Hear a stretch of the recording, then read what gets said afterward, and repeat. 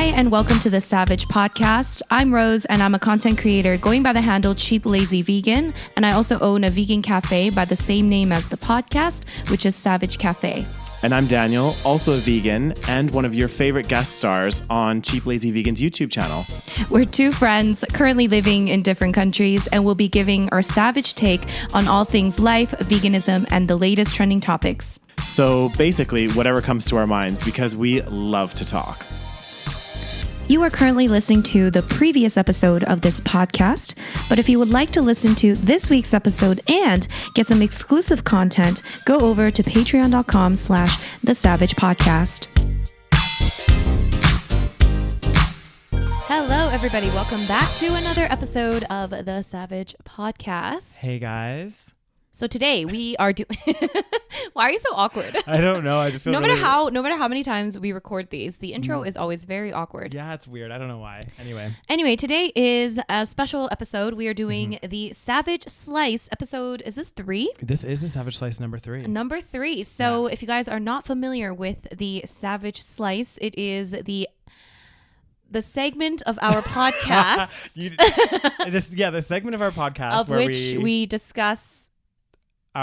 we basically I like how we can't even do why this can't today. we okay, so it is basically where we respond to your inquiries and your problems, and we give our advice on your issues from two and the caveat, this unqualified professionals. So it's like kind of you guys submit stuff to us via email or Instagram on our DMs. Yes. And we kind of just discuss this as if we were sitting at a table with you having dinner as your friends and telling us what our take is on this particular situation. Yes. So welcome to episode 3 of the SaVeg Slice. Should we just jump right in? We're going to dive right in. Let's dive right in, guys. Okay. So this is a question that was emailed into us. Basically, this individual stumbled upon... I'm going to read this because Daniel's having issues. Okay, goddamn it. We need to expand the... Daniel's, why you be unprepared? There we go. Okay.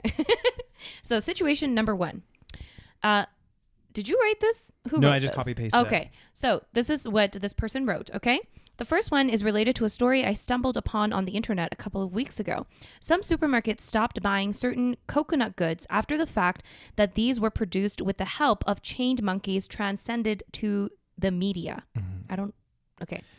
Probably you already did, but maybe even comment on it on social media. I don't know. If you didn't, what do you think about this? This is why I think the vegan community should not only focus on the products, but also on the way and the conditions, including labor conditions, ecological costs, etc., in which they are produced, and the regulations or deregulations that makes them possible in the global market. Okay, so that's the first part.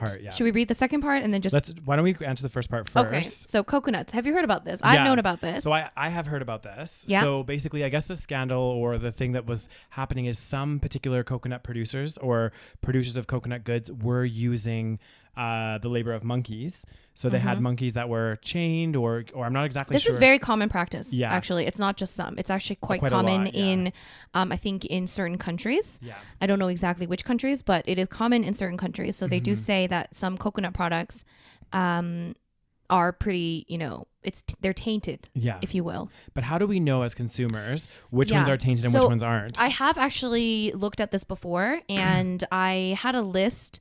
which, I mean, I feel bad saying this, but I guess I kind of like almost forgot about it. But I had a list of certain products that were ethically sourced. So some of them will say like ethically sourced or, like fair trade or whatever the word is. So that's probably what people need to look at. Yeah. So yeah, I mean, it's true that I don't think vegans should... And I don't think vegans do only focus on, the product itself. I think it is important that we expand on other things as well. And consider the way, it's produced as well. Absolutely. I think it's really this is a difficult one, not in a sense like once you find out or, because they were saying a lot of these supermarkets did this after the fact, but, again, as consumers, sometimes we're buying products, like maybe I'm buying products right now that I actually don't know necessarily. Because the thing is, again, think about yourself as a consumer when you're buying things, you don't actually have the time of day to look up every single product that you're buying. Yeah. So I think as consumers, you do need to be somewhat conscious, try to get those ethically sourced products, but also if you do hear about these kind of things, then you can start investigating yourself. And like you said, try to avoid products that are not ethically sourced and using just not great ways to produce their goods. Oh God, it's so hard though, because it's like we're all part of this capitalist game, and we have to do the due diligence of trying to figure out which products are ethical and which products are not. And it's almost impossible because in so many different ways, so many things down the supply chain might have some sort of unethical practice. This is what I was going to say. That's really difficult, especially you could buy something like a certain product, and you're right, like 5 chains down the supply chain where they use some kind of product to produce this finalized good. That might not be ethically sourced, and that might be. So it is a challenge, and it's something that I think, I do think there needs to be more pressure put on companies to start, trying to be more ethical. And I think there is to some degree, but there's definitely not enough of it, Well, it's a problem because we're in such a global market now. So everything that's produced is probably produced in other countries, and it's impossible to regulate what's going on in another country, which is why a lot of big companies end up maybe not even knowing that their products are being sourced unethically. Exactly. Maybe they know it, maybe they don't. Exactly. Or maybe they're just turning a blind eye because it's not in their country. But yeah, it's hard. I don't know. I mean, I think that we can try our best to purchase things that are ethically sourced. Yeah. And but you're right. Not everyone has the time and the energy to look up every single item that we're buying. I mean, like, how do we know that, this Perrier is ethically sourced? Well, this is it, right? I mean, it's plastic as all hell, Daniel. That ain't be ethical. I can't talk. That ain't ethical. Okay. And I think that's a challenge, though. But I do think, in regards to this question, is yes, I do think this is something that I do think. Well, one, the vegan community, and I think also in some respects the wider community as well. Well, everyone should be concerned with this. So people put a lot of pressure on vegans, but we're the ones doing a lot already. Yeah. And I'm not saying that makes us, that should absolve us from the responsibility of doing more.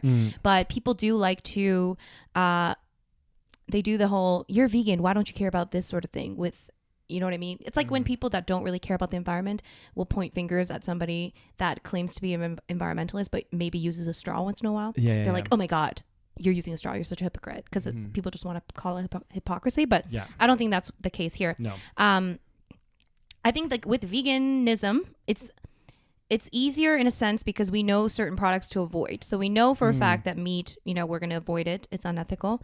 We know we're going to avoid dairy. Yeah. But it's hard when it comes to these kind of products that could be ethical but are sourced potentially unethically, Yeah. Anyway, goddamn. Good question, though. All right, so that's part 1. Part 2. Second question. What do we need to know in order to galvanize? What is galvanize?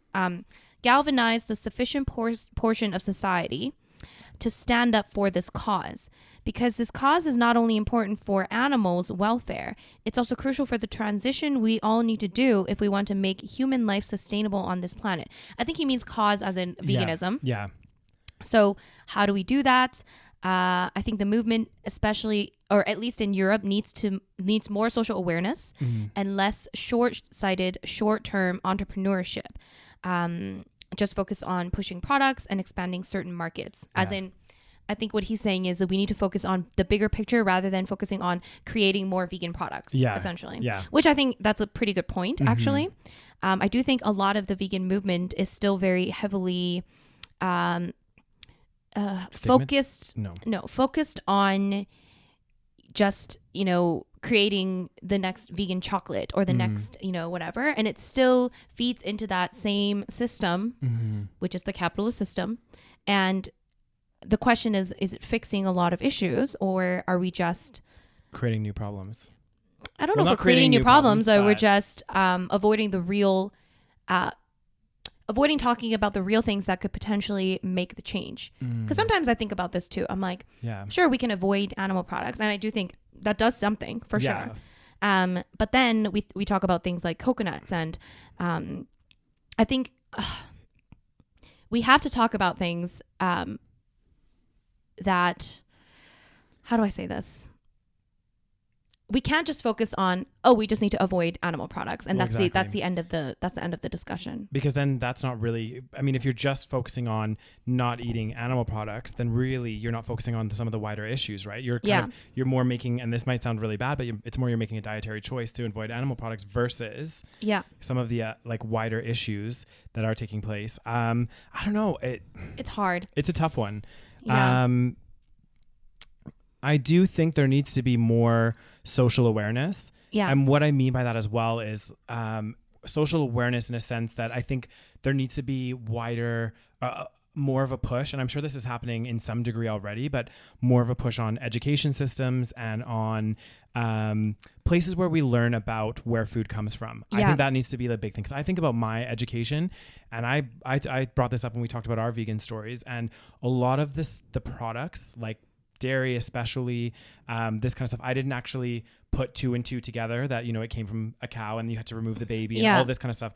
Whereas I just feel like, you know, that more of this needs to be talked about. And also, you know, this needs to be talked about in classrooms, and it needs to start at a really young age, this education of where's our food coming from, the processes by which, you know, we're making meat and everything else. Because then, you know, I think that's a wider education piece in creating more social awareness around these issues. So I think it needs to start. Well, I mean, that's just a start. That's just an idea, but I think it does need to start in the classrooms as well and start at a young age, to be honest. Yeah. I think that we need, the problem is that corporations have so much power and so much money. So I think that's partially why we don't learn about a lot of these things, because, you know, these industries have so much money and power. Yeah. So they probably do all they can to make sure that we don't learn about these things at a young age. Yeah. So that's another thing. So I think that, you know, the whole system does need to change to some degree, and it's hard to change the whole system. So we can only start within the system, but somehow try to change the bigger system, which I don't know how to do. Yeah. But at this moment, we only know how to work within this like kind of capitalist model that we have. Yeah. So that's why the vegan products are coming out, and I think it's you know, it's a good thing. Yeah. But it's a step change, right? It's a step. Yeah. Yeah. But we do need to keep having conversations and realize that no, that's not the end of the story. That's not going to fix everything, because it's not us just switching to doing one thing. Like, you know, there's a wider piece that needs to be looked at. Exactly. So there's exploitation in many different levels, not just to animals, but to humans as well. And obviously to monkeys apparently. And yeah, I mean, there's goddamn, this world be fucked up. It is fucked up. It's funny because the person wrote at the end of this, like, I hope that we find, these are really good questions, by the way. We hope we find it interesting and not too dark, and that it sparks a good conversation. And it's a bit dark, dude. It's a bit dark. No, but it did spark pretty interesting conversation. Yeah. So I think really good. Yeah. I mean, you know, we don't pretend to have the answers. I think that, it's veganism is one step toward the direction of which we should be, you know, fixing our society. Yeah. But I think the bigger picture is that we need to fix this like huge economic system that we've built and created. I'm not saying we need to get rid of the whole idea of capitalism altogether, but I do think it's a problem when corporations have so much power and they can pretty much do whatever they want to make money and exploit whoever they want to get, you know, bigger paycheck. Yeah, and it's not just it's you're right, it's exploitation of whoever they want and the environment. That's another a really big one that like does really bother me, because I think again it's getting a little bit better now, because you know, now companies, you know, for example, if they have an oil tanker going through the, you know, ocean and it bursts, they are responsible, and you know, there will be a lot of pressure for them to clean up what's happened, whereby so there's some changes a little bit, but whereas in the past that wasn't a thing. They could just you know, things, a lot of large corporations, you know, 60-70 years ago, they had a lot of, you know, big accidents and, you know, didn't really clean them up. So I think it is getting better, but again, it's is it fast enough? Well, this is the thing. Is it fast enough? That is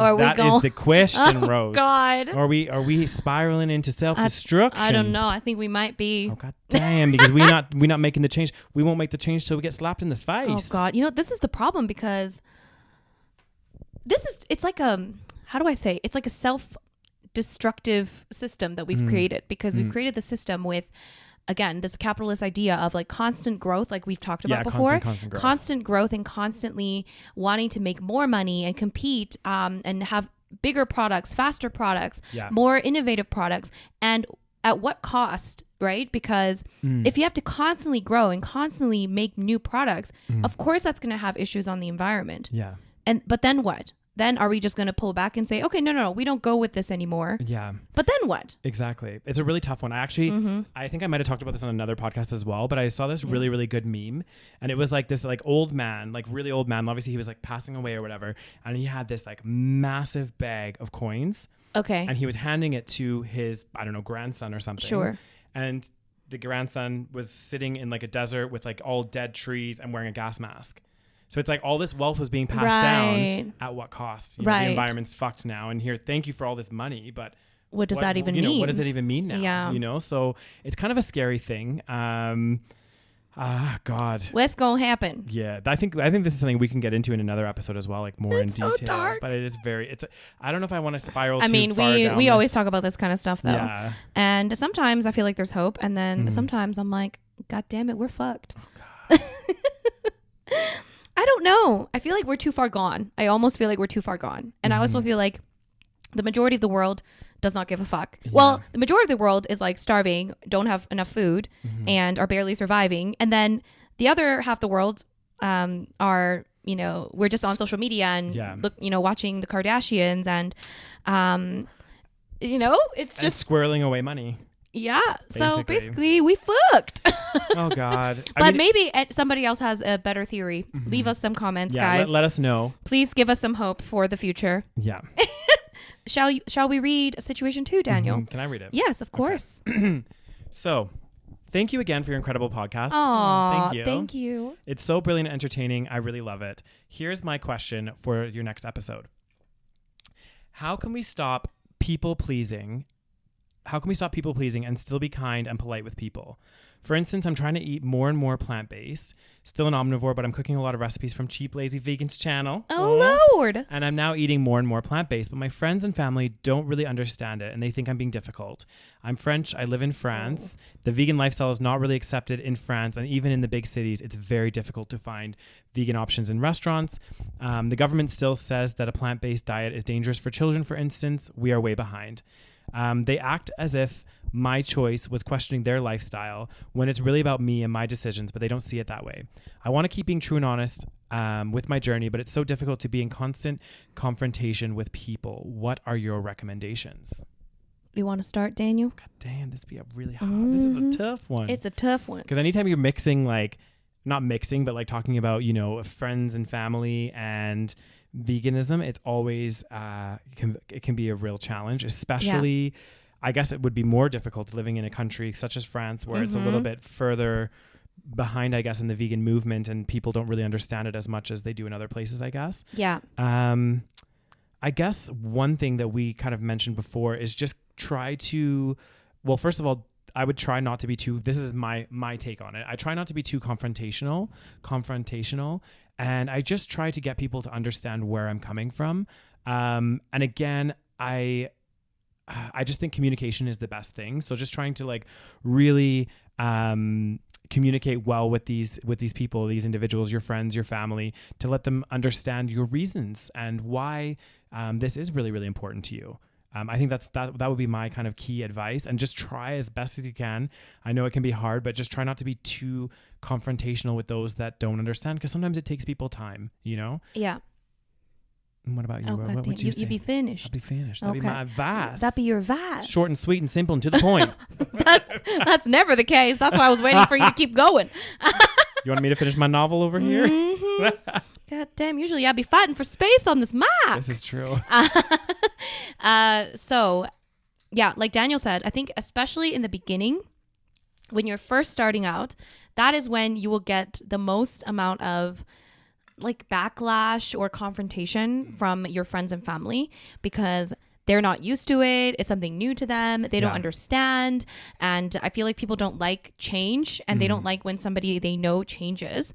So they just don't really get it. So that's usually what happens in the beginning.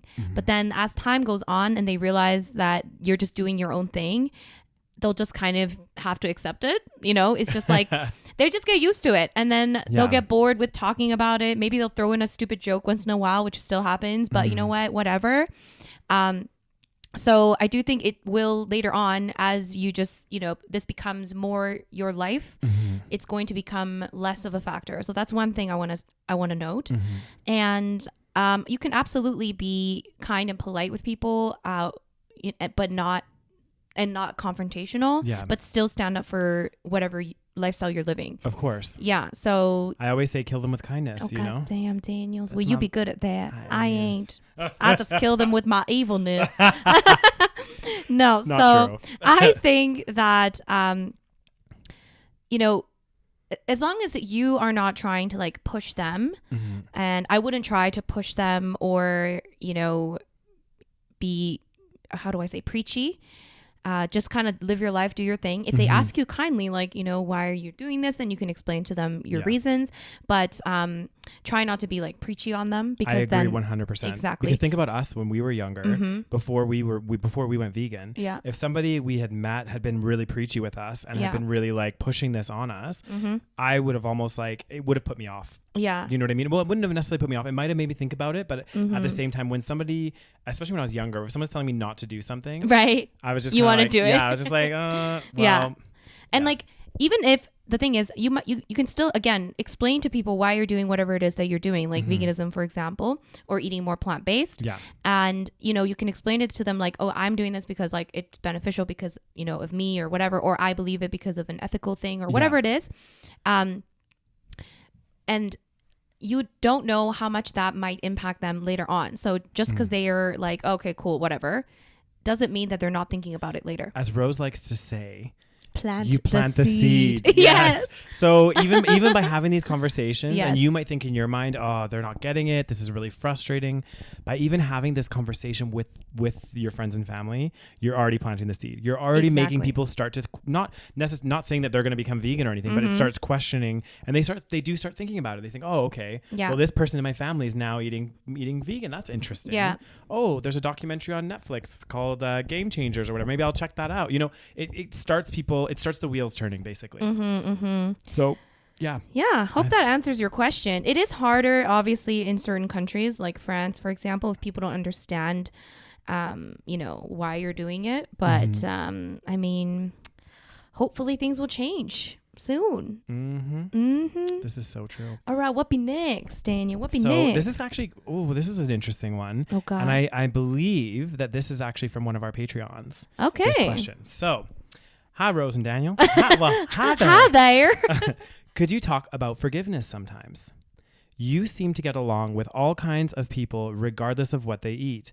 It's difficult for me to forgive people who are still in 2020 paying to have animals killed. I consider it a serious act of violence, and I have a feeling I'd be much happier, though, if I could find a way to forgive. Oh, you want to start? Do you want me to start? Do you want to start this one, Rose?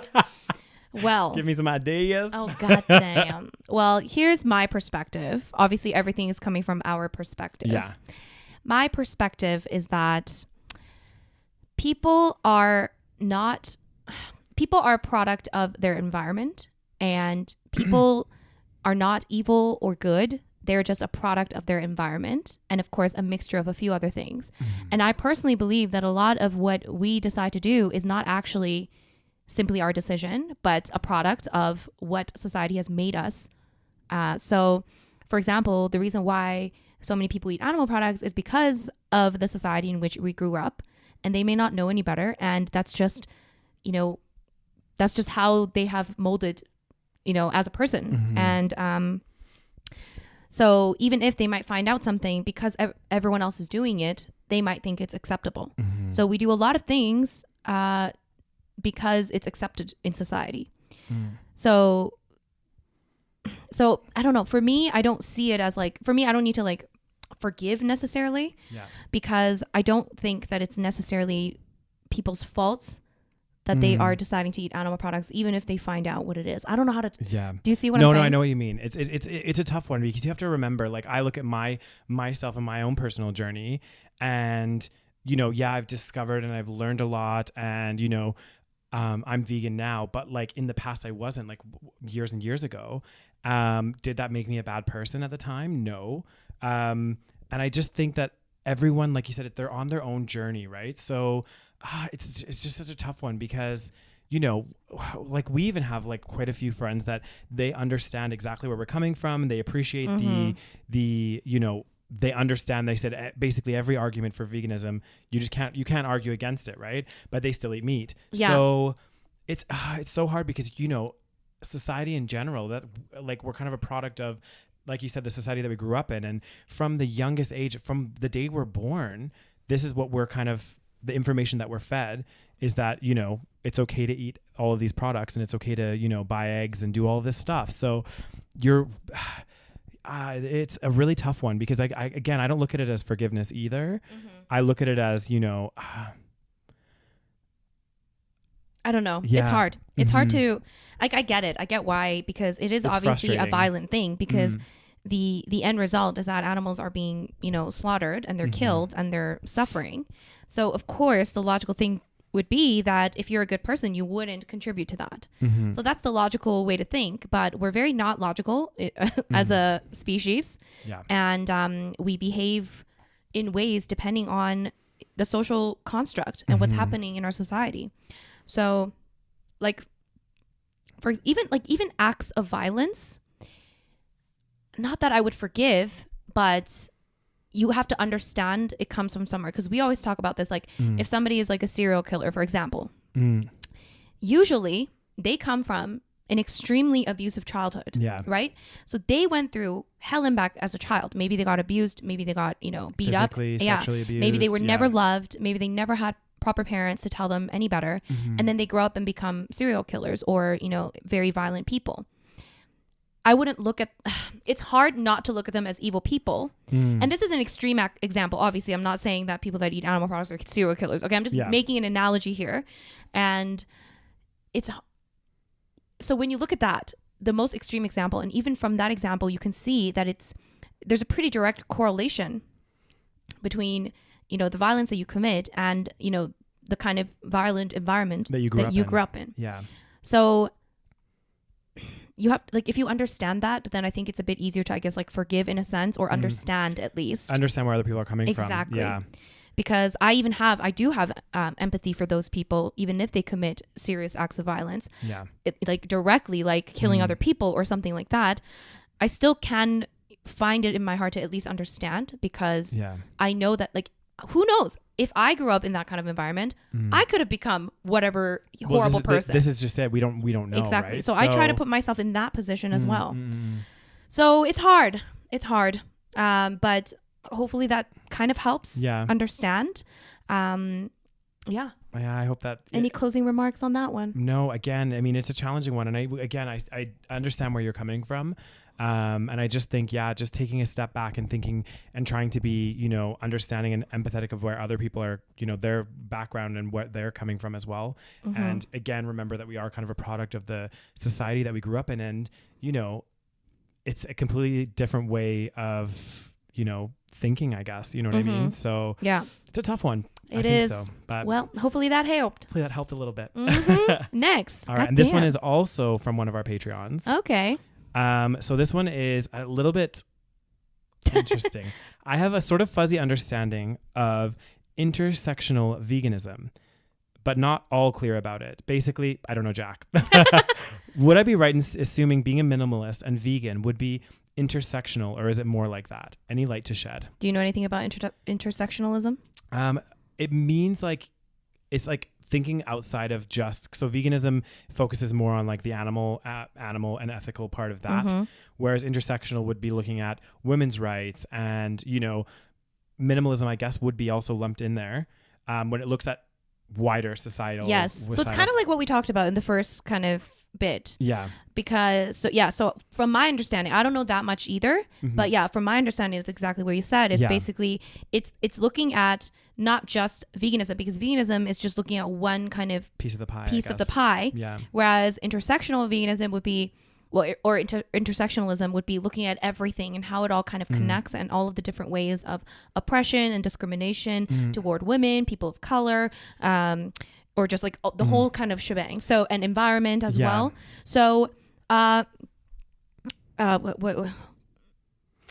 being a minimalist and vegan could be, I guess, potentially considered as intersectional, but I do think you need a little more than that. I don't know. I agree. I think basically my take on intersectionalism, and again, I don't know, I've never researched it or gone full in depth, But again, my understanding of intersectionalism is the way that I look at it is just generally being a, educated and compassionate person, because as a vegan, you're thinking about animal rights and ethics behind that. But why shouldn't that be conveyed also for, Black Lives Matter, women's rights, gay rights? I think it kind of encompasses just generally being a compassionate person and looking at all of these other issues outside of just veganism. That's a really important part of it. But thinking about the whole picture, basically. Right. And understanding and trying to, I guess, live your life in a compassionate way. That's the way I kind of look at it, because you are thinking of outside of just veganism. Like it's like a bigger picture thing, kind of like what we discussed. Just because you stop eating meat doesn't mean all the problems are solved. Exactly. So yeah, I mean, there's definitely like a debate of amongst vegans that are like, some people say that every vegan should be like intersectionalist, and then some other vegans say no, veganism is just about veganism. So I mean, there's a lot to be discussed.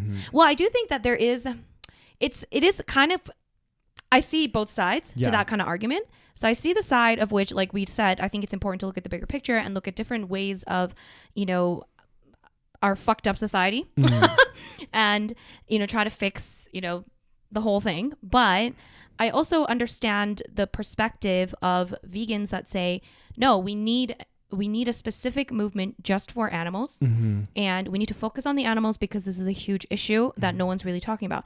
I understand that to some extent, because we extend that generosity to other aspects of social issues. Like, for example, Black Lives Matter. If you start talking about veganism when you start talking about Black Lives Matter, people are like, what the fuck is wrong with you? You know what I mean? And they'll also start thinking maybe the messages are going to get like diluted, and it's exactly. Not, I so can see that. If we also have to talk about every other issue under the sun when we talk about veganism, then why is that not extended in other like, people get offended, for example, if you start talking about veganism when you're talking about women's rights or gay rights or black rights or people of color rights, whatever it is. And so it's like, you can't have your cake and eat it too. Like, that's just like, it's kind of, I guess it's a bit hypocritical to say that you should care about it all. But then if you talk about veganism, when you talk about women's rights, you can't get offended, because if it's all intersectional, then we should. So it kind of, you're right. It dilutes the message. So I get that argument as well. I do think we should all care about issues. 100%. I think that, I think to me, my takeaway about being an intersectional vegan is just, being a compassionate person and caring and wanting to know what's going on and knowing about other struggles, such as Black Lives Matter, Black Lives Matter, and all of those kind of things. So I think it's important. But I see what you mean. Like, when it comes to the activism side, the message can definitely get diluted, I feel. And I do think that also you run the risk of the message getting diluted. And I could also see that if you're, talking about women's rights and gay rights and animal rights, somebody might look at you and just be like, oh, this person is so, they'll be like, they're so annoying. They're so whiny. They're talking about all of this, too much stuff. Okay. So I could see that being, they might think that person's just extra and they're just trying to like, create, be I don't know, social justice warrior. Exactly. So, which again, there's nothing wrong with that. Yeah, nothing wrong with that. I could see that being an issue as well with regards to the activism side. But again, I think again, my takeaway is that it's just about being a compassionate person. Good takeaway, Daniel. Yeah. God damn. Okay. God damn, we got a lot of SaVeg Slice. This next one is specifically for Rose, I think, because this is very. Excuse me. Yeah, it's specifically. Okay, for you. Read it to me. I feel attacked already. Oh yeah, you should. Advice. I legit seem to be unable to understand what the fuck balance is. I currently own an early learning center, closed due to the COVID. She has a book idea that she's been working on, and her mom and her started early childhood videos. Why are you reading it like this? In English and Spanish. It seems like I'm always so busy. Even right now, with our center shut down until further notice, I still feel like I don't have enough time in a day and in life. My life always feels like a race because I want to accomplish so many things with my time on earth. Plus, I'm almost 30 and may have children one day, and I have this concept of doing it all before children.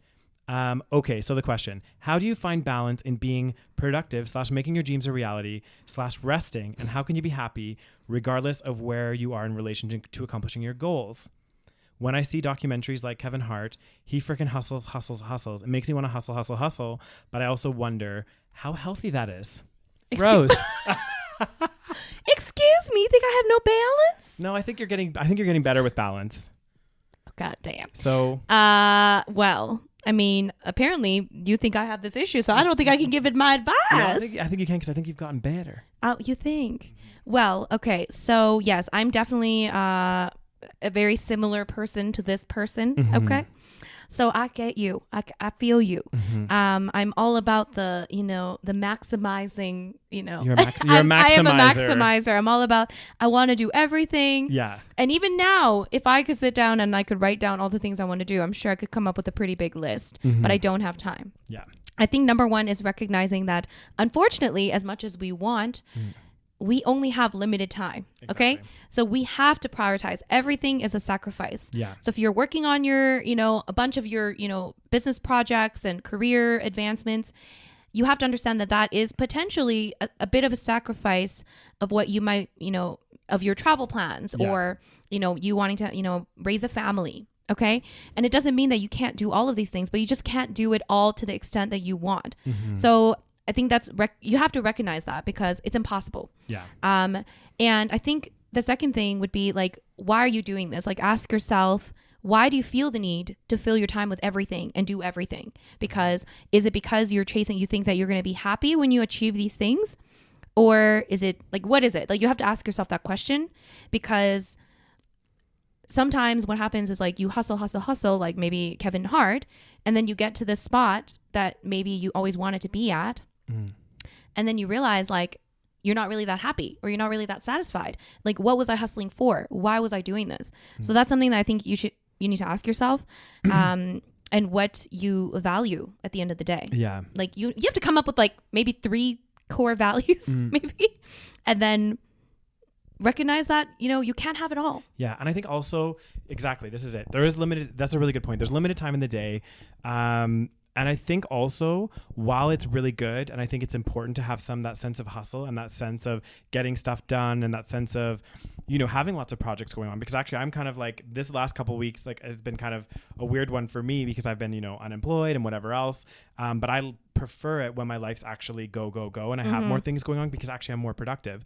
But at the same time, I think this one is really, really important, is that you also take time to do the things that you enjoy. So for example, you're saying that you eventually want to have children one day, and all of that kind of stuff. I'm not saying like go out and have a child, but what I'm saying is make sure that you're taking time for yourself as well. So yeah. And maybe that means that unfortunately you might have to schedule it into your day, but just make sure that you make a little bit of time to kind of maybe go and have some fun with your friends or whatever else, to kind of take your mind off of working in the hustle all the time. I'm not saying that you shouldn't continue to do the hustle, because I think that's a good thing, but just be mindful of the toll that it could take if you focus too much on that and not enough on maybe your personal and other relationships as well, and also your own mental health. Yeah. Yes. So I think that's really important. Yeah, because like I definitely like burnt out at some points, and that's not a good thing. And when you burn out, you kind of like don't want to do anything. Yeah. You're kind of like, oh my God, like you're stressed, and you have a million things to do, but you don't want to do it. And it's just like,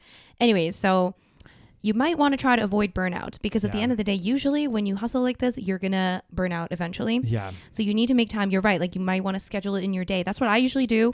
I do have a very color-coded Google Calendar. Rose really does. It's quite funny. So, but then I definitely make some time for the friends, for my family time, where I just kind of like try to turn off and not, focus on work and stuff. So that's my way of finding balance, is scheduling it in. Is that kind of counterintuitive? No. You've scheduled in the balance time.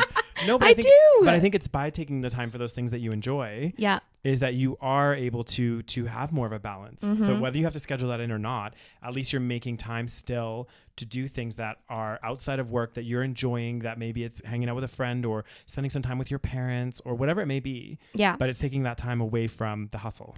Right. Oh, and she also asked, see, this is a deep question. How can you be happy regardless of where you are in relation to accomplishing your goals? Here's the thing. You can't wait for happiness. This is the problem. A lot of people will hustle because they think, when I get there, when I achieve it, yes, this is what I used to think. When I achieve something, or when I get, children, or when I have a family, or when I, get whatever it is that you want to get, they think that that's going to bring them some kind of happiness. And that's just not the case. And it's never been the case. It never will be the case based on like pretty much every single study known to man about happiness. Yeah. It's never happened. A lot of people in Hollywood achieve their dreams. A lot of people in Hollywood are depressed. Yeah. Why is that? Because they probably hustle really hard to get to wherever it is. And I'm not saying you shouldn't try to achieve these things, but you can't expect happiness to come from that achievement. Exactly. Yeah. It's the same thing with even having a family or getting married. You can't expect these external things to bring you some kind of ecstasy or happiness. So there are different things that you could do right now. For example, again, spending time with friends and family is a big one when it comes to happiness. Yeah. So, appreciating that. And you have to somehow learn to be happy right now. Even as you're hustling, even as you're working towards your goals. And there's different ways of doing that. You can Google that, go Google like how to be happy or whatever it is. Yeah. But do not expect to get to some place and then magically be happy. It's never going to happen. It's so important. That's such an important point because again, like happiness is not going to all of a sudden when you tick a certain box at some point, you're going to achieve this elusive happiness. You know what I mean? It's not like, if I hit a certain salary goal, like if I'm making, I don't know, 100K a year, I'll be happy at 100K. Then you hit 100K and you're like, well, don't feel that different. Not that much happier. Exactly. Maybe 150K. That's my new goal. Get to 150K. I'm sure I'm going to be happy at 150K, 100%. Get there and you're like, oh, okay, well, and then what's next? You know what I mean? So I feel like if you look at happiness that way, you're always going to be chasing it.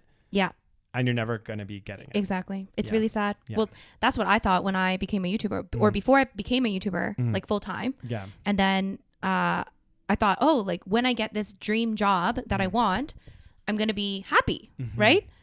And I'm not saying I wasn't happy, but then I became a full-time YouTuber and I realized I wake up and I'm like, I feel the same. Like I'm still the same person. I'm not different. I'm not like, waking up, in heaven or anything, I'm still the same person. And I think a lot of people, and I felt a sense of disappointment at that time because I thought there was more, like, I thought I would feel, is this it? Yeah. Is this what a dream job feels like? The same?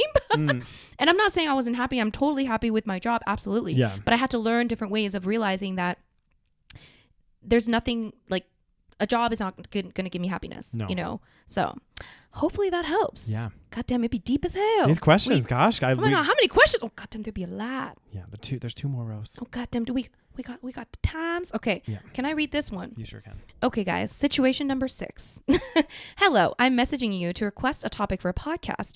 I am too a fellow vegan and a Canadian going into grade 9. Aw. Oh. I always look forward to listening to your podcast, especially during this time. I've been listening since the beginning and I always get excited when a new episode comes out. Oh, thank you. I seriously could listen to you guys talk for hours. Now, for my idea, I'm aware that you guys have been vocal with your stance on Black Lives Matter. I even watched Rose's response to Freely. I know that you are a current events podcast, but I think this is pretty important. I would love to hear you discuss the stands of other vegans on this topic, unnatural vegan or Freely, etc. They both had controversial takes. I know that Rose is aware of Unnatural Vegan and has watched some of her videos because she commented on one. She made 2 controversial videos about Black Lives Matter and many of her viewers were not happy. As a person of color myself, the videos came across as tone deaf and had an all lives matter tone. She made some remarks that made me feel uneasy. Vegan Cuts posted an All Lives Matter post. Ultimately, they took it down and apologized. I would love to hear you guys talk about how some people can be so passionate about saving animals, but not support Black Lives Matter. I know that you guys are a current events podcast now, but in my opinion, racism is always relevant. Absolutely. Okay. So very good question. Very good question. So Unnatural Vegan, I don't know if you've seen her video. I haven't, no. I think I watched some of it. Some people did comment for me to watch it. I think I watched some of it. I did not watch all of it. Yeah. I'm trying to I feel like her video, I didn't watch it. I think I need to really focus on it because I felt like her video was kind of all over the place. Because in some level, I could tell that she was in support of Black Lives Matter, I think. But then on other levels, I felt like she was undermining it almost. Yeah, I can't remember. I think. Sorry, correct me if I'm wrong, but I think what she was saying was that vegans shouldn't be forced to post about Black Lives Matter, because that's not.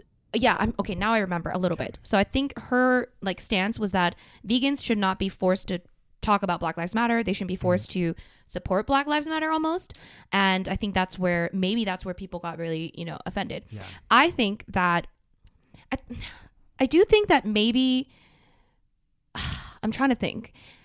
Absolutely, it was tone deaf. I do think that, like, what is the point? I did feel like, what is the point of having that conversation when we could be having the conversation about the actual substance of the topic? Yeah. Because, if you have a situation where there's some vegans that are like ignoring the, Black Lives Matter situation, and some vegans that are posting about it, it would probably be more productive to talk about why we shouldn't be ignoring this issue, because it is a big issue that's happening. I don't know if she is an all lives matter type of person. I don't know. It's hard for me to comment on it because I don't think I paid enough attention to that video. And I apologize. I actually have not seen this video. So, let's look at it from the bigger perspective of what she's saying. Basically when she said about. So the all lives matter thing. What do you think about people posting the whole all lives matter thing? Well, I mean, the thing is, I feel like it undermines the whole Black Lives Matter movement, because 100%. Because at the end of the day, I'm not saying, like, the whole concept of all lives matter does make, it's like all lives do matter. I'm not disagreeing with that. The reason that Black Lives Matter became an issue, well, didn't become an issue, has been an issue, is because of systemic racism. Yes. So, like, me and Rose talked about this in a lot of detail because we watched the documentary with the 13th. Yes. And also there was the whole incident that happened with Khalif Browder, his story. I mean, you just see time and time again, and like, this is something that has been built up not just specifically in the US, but like that's where there's a really big problem. And so by saying that all lives matter, and again, I don't want people to think that I'm saying that all lives don't matter, because they do, but by branding it as, well, it shouldn't be Black Lives Matter, it should be all lives matter, it just undermines the movement, because the whole reason why this whole Black Lives Matter movement has been happening for so many years is because of systemic racism, and is because of the way that society has been treating black individuals or persons of color, that it's not an all lives matter situation right now because of the systemic racism that occurs to people of color. Yes. So that's why I think, I just feel like it undermines the kind of point and the message that I feel like Black Lives Matter was trying to get across. Absolutely. But I think, and I'm going to play devil's advocate, I think that a lot of people, and not all people, there are definitely people that were like pretty racist, that were like, all lives matter, all that stuff. Okay. But I do think some people just didn't understand. They just didn't understand Black Lives Matter. And they just thought, maybe, because I know for a fact that there were some people that posted something about all lives matter because they thought, this is the message that I want to send. Yeah. Because all lives matter. And maybe they, in their head, because it sounds good, right? Like all lives matter. So in their head, they're thinking, I'm supporting, Black lives and anti-racism. So I want to give people the benefit of the doubt that I don't think that necessarily everyone that went, that said all lives matter necessarily meant that, they support the all lives matter agenda. I think that a lot of people just didn't understand. Yeah. And once they did understand, maybe they deleted it. I'm not sure if that's the case with any of these people that you mentioned, but I do think some people, and I think what happened is that, unfortunately, because this issue to a lot of people is a new issue, which it shouldn't be, but to a lot of people, it became such a big, social media thing, which it should have been. But I think people, there was a lot of different confusing messaging, and some people just didn't know what to say. So they just said something that may have come across as very, insensitive or tone deaf, but maybe that's not what they meant. But again, I don't know about this whole thing. But the Freely video, inexcusable. Yeah. I'm sorry. I don't know if you guys have seen it, but that video, as soon as I saw it, I was like, oh my God, I need to make a video. Yeah. Because it's like, I can understand, again, there's a lot of like nuance. I keep using that word and I'm not sure if I'm using it right, but every situation, there's like some nuance to the situation, right? So I try to look at every situation differently. Not everything is under the same umbrella. I did not think that Unnatural Vegan's video and Freely's video were on the equal playing field. Yes, because I do think that Freely's video was far worse because she was just anyway. It's just Freely though. Like, oh my God. It's like, true. She's just like, every time she's something else. Like Freely, seriously. Okay. Freely. Like, oh God. Oh gosh, she is a character. I feel like sometimes I feel like she's not real. Yeah. God. So I mean, I feel like she just does this thing where she feels the need to constantly be against the grain, like, or like go against the grain. Or against what everyone's talking about. Yeah. I mean, which in some circumstance, sure. But again, you need some, like, look at every situation differently. Maybe what's happening right now, you know, is something that you want to support. Yeah. And she just, her video just bothered me on so many levels. Well, but anyways, it's okay because I made a response video and donated and did a what do you call it? A donation. There was a fundraiser, and I also donated the ad revenue to an anti-racism NAACP, guys. Something about anti-racism. Yeah. A big organization. Yeah. So something good came out of that. Exactly. A Freelix video. There you go. So yeah. Shall we continue? So yeah, I think yeah. But yeah, we do need to keep talking about it. 100%. I also agree with this person's comment that this is something that is always relevant. So absolutely, you know, yes, we kind of switched the I guess the theme, not the theme, but like we are going to be talking about current events. But you're right, a lot of that is going to weave into, and there's going to be, you know, like you said, this is always going to be topical because there's always, I feel like unfortunately, there's always going to be situations in the future that are going to happen that are going to have some kind of tone of or underlying tone of racism. Yeah. So that will be.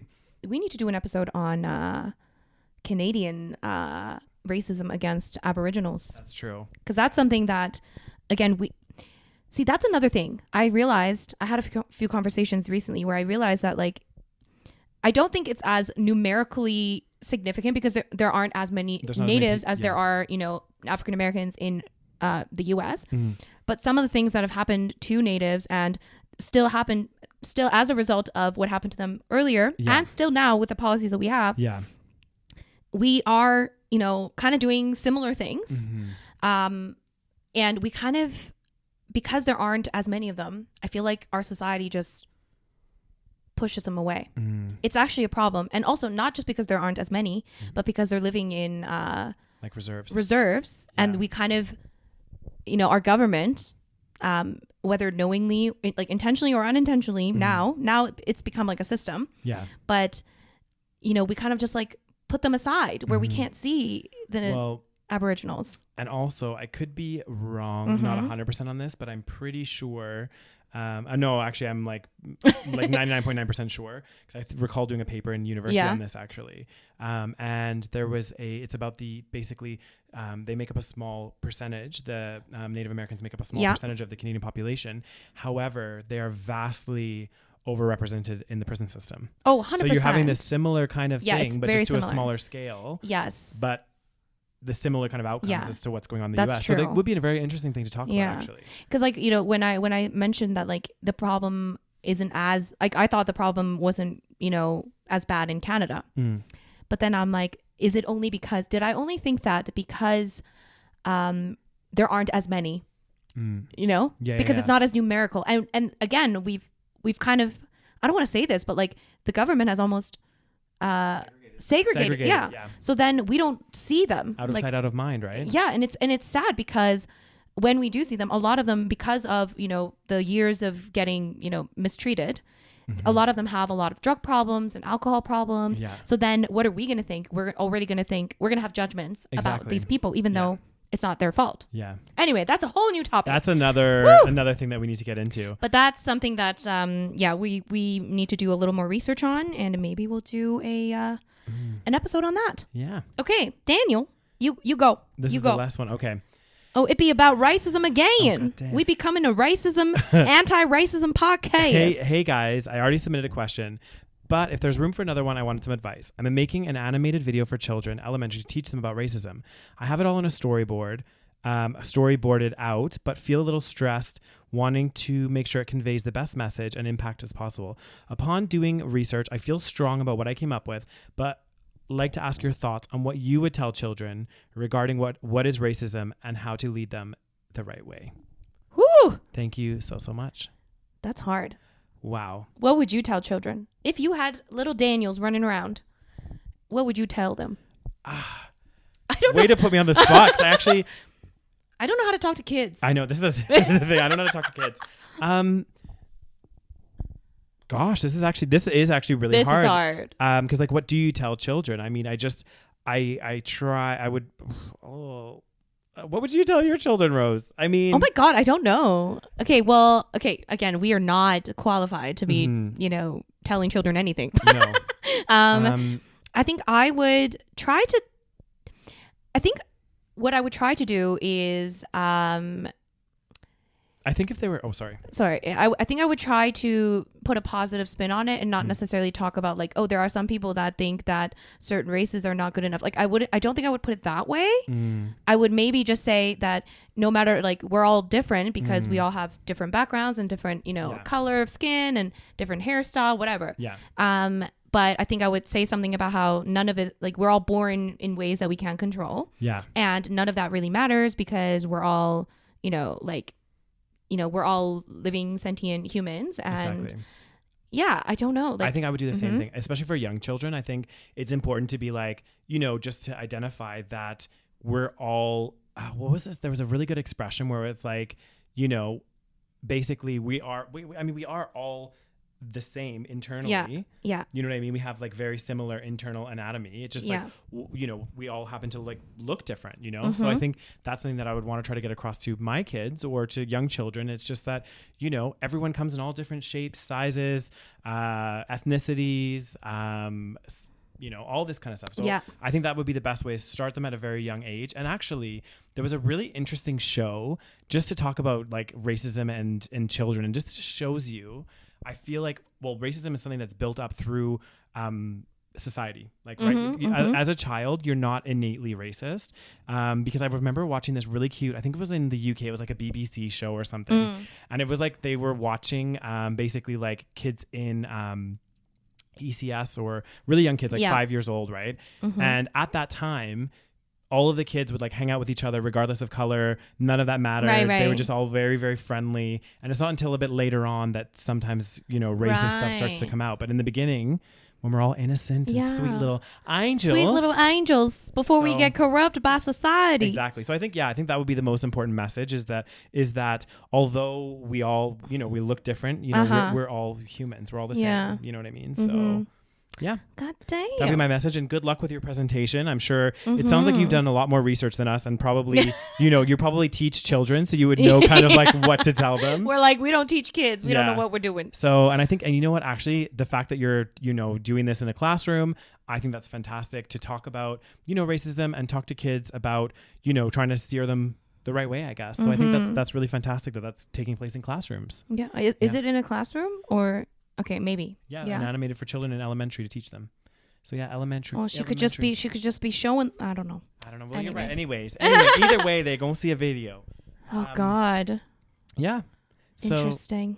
I think that concludes this episode of the SaVeg Slice. God, thank you guys. That was 7 different situations. Situations that you submitted. Wow, I am impressed. Yeah. Well, thank you guys. I mean, how long?